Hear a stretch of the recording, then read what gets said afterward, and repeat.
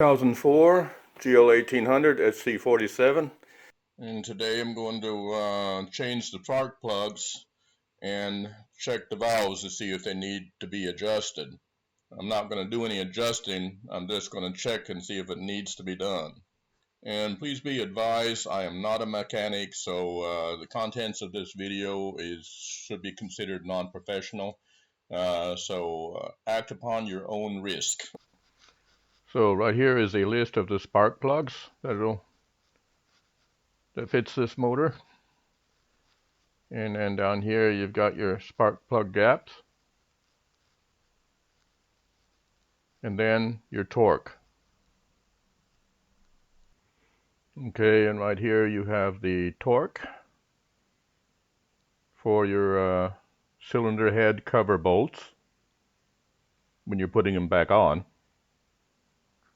And here you have the torque for your timing hole cap.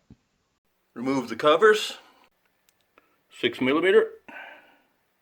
You remove the bottom half first and then the upper half. Place your bolts so that you know which ones go back into what holes there, and they're different sizes. On this upper half, you got, this is the left side of the motor, you got 6 bolts to remove. Those 3 up there, I've already got those out. And then down here, that's under the lower cover, you got these 3 bolts here. Protect your floor with a rag before you do that, because there's oil in there. And you're going to get some drops. And those 3 bolts, you want to remember where they were too, so put them over to the side so that you know where they go.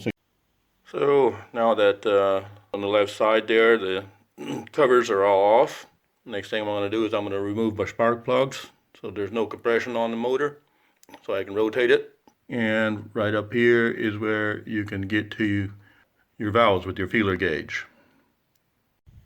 Spark plugs are out, 3 of them on the left side, and those are a 16mm socket. So with that said, the left side is ready. Now I'm going to go over to the right side. So I'm on the right side, and basically the same procedure, but we're going to walk through it. Gonna first the lower half, 1, 2, 3, 4, 5 bolts I'm going to remove. Drop that lower half. So now I'm doing the upper half. Got your 3 bolts up here. Again, this is the right side, and instead of 3 bolts down here, you've got 2. That upper cover is now off. Now I'm going to remove my 3 plugs from this side. Plugs are out, and the right side is ready for. Now we got to go to the front of the motor. I must say those plugs are looking pretty good. I'll be putting new plugs in there, but bike was running great, so I'm hoping that I won't have to do any adjustment on these valves. At the front of the motor, now I've got to remove that timing hole cap, and that is a 17mm.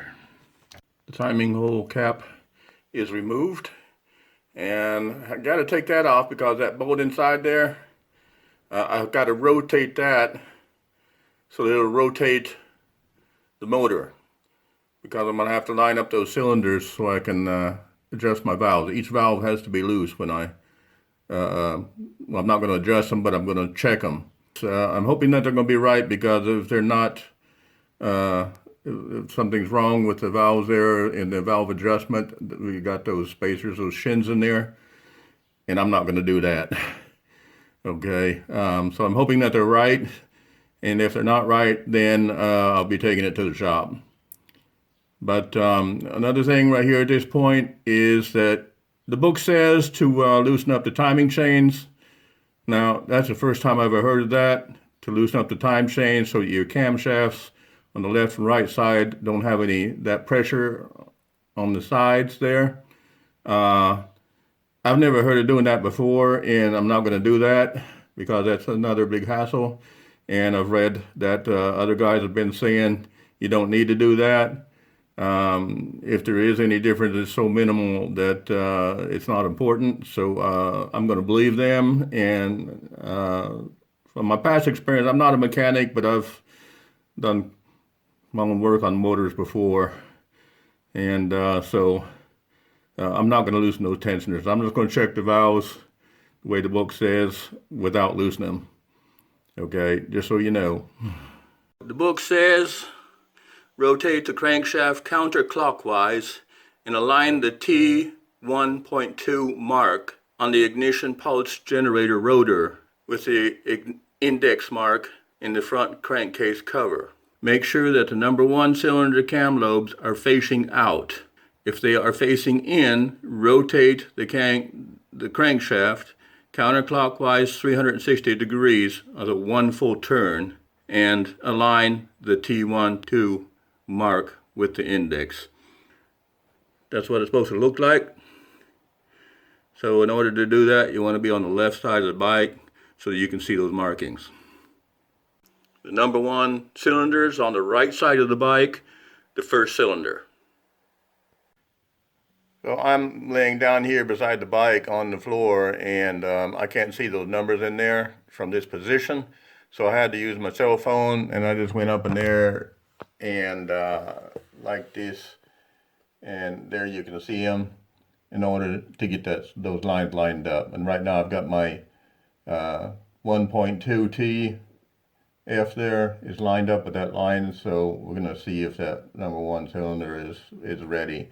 Just got to make sure that the cam lobes are away from the valves so that they're loose, and if they're in the wrong direction, then we're going to have to turn that 360 degrees like I said in the book in order for the cam lobes to get away from putting pressure on the valves there.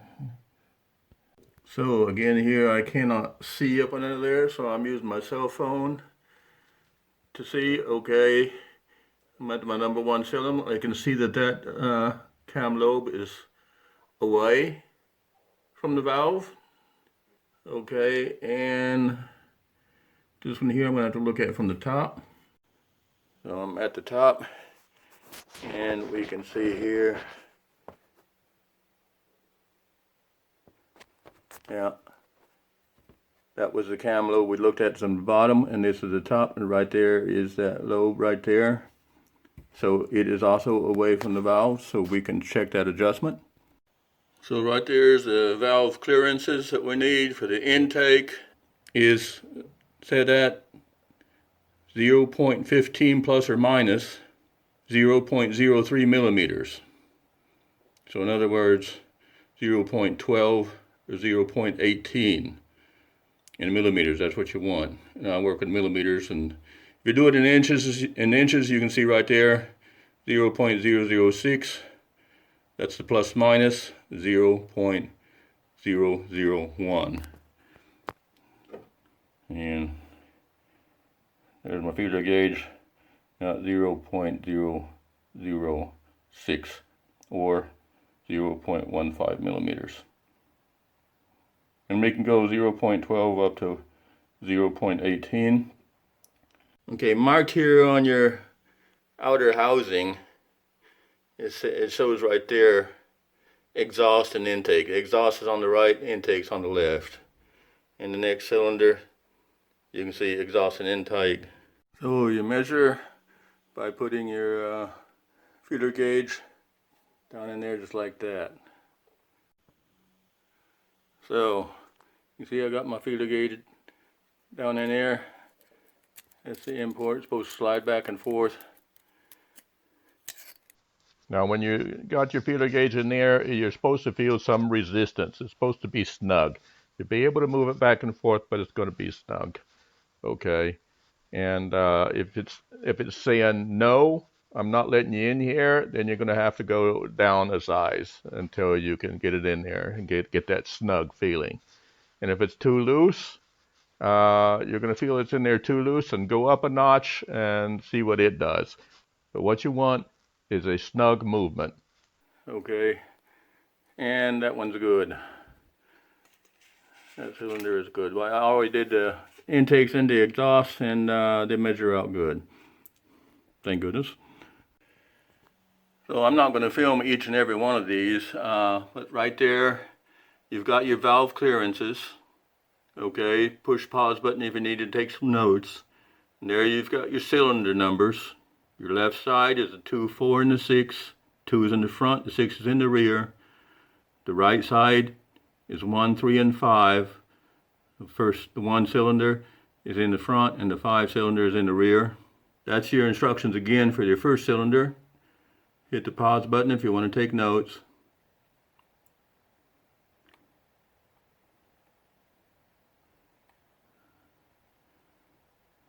There's how you insert the feeler gauge. I've also showed you on the film.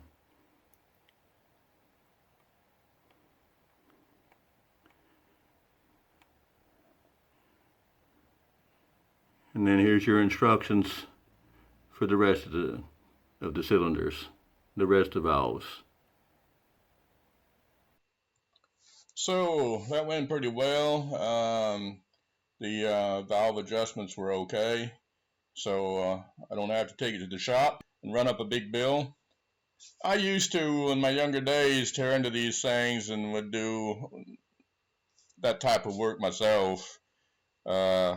I usually, so far I've done all my own work on this bike, just regular maintenance and stuff so far. I haven't had the outside of the air filter thing. That's a big job, but I've done that myself twice on this bike.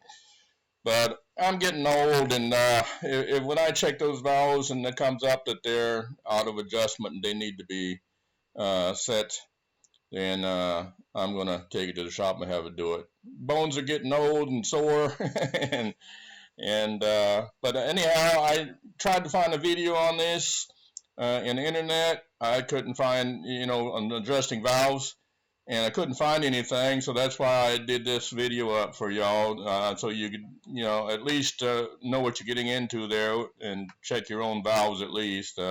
Maybe someday somebody will put a video out there where how to replace those shins and stuff when they get worn out. But I don't think it's going to be me. So good luck and have fun, guys, out there on the road, and be safe. Hope you enjoyed the video, and I hope it does you some good.